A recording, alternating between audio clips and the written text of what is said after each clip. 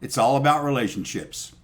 If you're an instructor in higher education, the single most important and effective thing you can do to assist your learners, to get students to trust the process, to get them to be willing to take risks, to be fully open to new ideas and experiences, is to build relationships.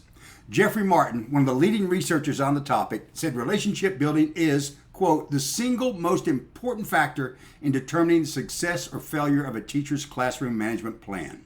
This is true whether you teach online or in a traditional setting, but the challenge is greater in the online environment. Here's another quote from Martin for you.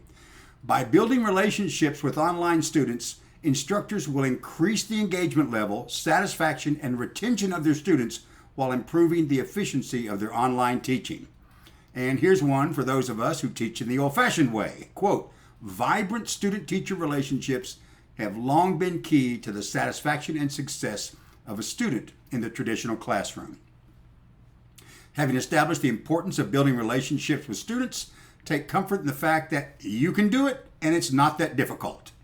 Martin says that, quote, with a modest amount of effort, any online instructor or professor can implement a series of simple yet extremely effective strategies to build meaningful relationships with their students. And here's how. First, establish and maintain a classroom presence. You probably know that in the traditional classroom, that means not hiding behind the desk or teaching with our backs to the class. That means making eye contact, speaking clearly, not mumbling, smiling and gesturing, using all that we've got to engage and show students that we are there, which is a lot more difficult online because, well, we are not there, not physically, but you can certainly establish your presence other ways. If you teach online, that means using all the available technology to let students see your face and hear your voice. Personalized video content is key. That includes videos clearly explaining course expectations and objectives, but it's more than that. It means sharing your personal side, revealing yourself as a person. Tell your stories, tell someone else's stories, and provide students with a way to tell their own. Also, you can do an introductory video or a video biography and then use those every time you teach a class, tweaking as necessary. And why stop just at one? Use short videos to present and explain assignments or to present weekly announcements. Another option is during the first few weeks of class, you could take the time to call each student for a brief chat. You could schedule synchronous workshops at different times on different days using Zoom or Loom. Regardless of what you do, let 5 principles be your guide. Respect. That's mutual respect between teachers and students. Respect for one another, for the learning process, and for the institution. Approachability. Students have to feel comfortable coming to the instructor, and the instructor has to be willing to speak with the students after class, during office hours, via email, messaging, class questions, on the discussion boards, or on campus. Open communication. We must be honest. There has to be consistency between what we say and what we do. One of my department chairs once says that if it's not written in the syllabus, it might as well not exist. Put it in writing and share it, not just by assigning students to read it. Again, let them see your face and hear your voice. Caring. We must care about our students. We must see and respond to them as individuals. We also need to care about learning and show that we want our students to learn the material. That means being passionate about what you do, which is closely related to principle number 5, positive attitude. We should have a sense of humor and be open to points of view other than our own.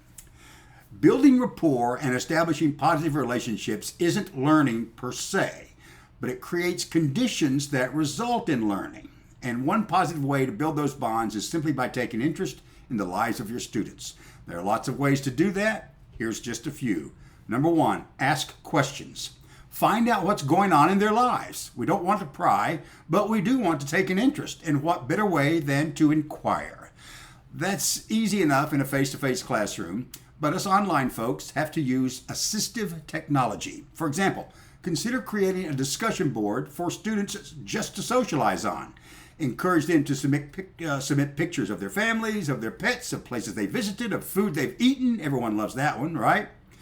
Here's another idea. Personalize your grading by embedding video feedback in student papers. Or you can include short links to short video clips that can be used repeatedly and that cover common mistakes. Also, new software has been developed that allows teachers and students to collaborate and communicate easily. Flipgrid.com, Reminds.com are two worth checking out. You probably have come up with some on your own, or you can do so. A few final points. Our students are not our clones, and of course we don't want them to be. We're not indoctrinating anyone into our way of thinking. In fact, just the opposite. We want our learners to blossom and bloom as individuals with unique perspectives, with their own experiences, with their own ways of thinking. And this means, frankly, that your students aren't going to be just like you, and they may well think differently. So we have to be ready to accept that and to build on it. These differences, cultural, linguistic, economic, and ethnic, are avenues of learning that, if embraced, can be a rich resource for effective teaching. That doesn't happen when I'm the star of the show, when I dominate the classroom, delivering lengthy, boring lectures, expecting students to sit passively before regurgitating my words on a test or essay. No. Effective learning occurs in a collaborative environment where the learner is the focus and everyone is engaged and interacting together.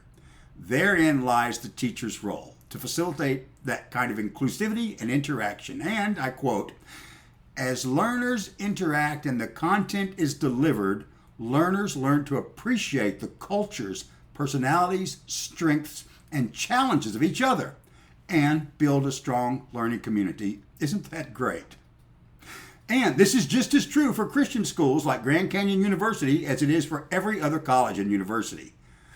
Do you think Jesus would reject students who held different beliefs? Jesus, who ministered to the harlot, to the tax collector, to the Gentiles, who commanded his disciples to go forth unto all nations?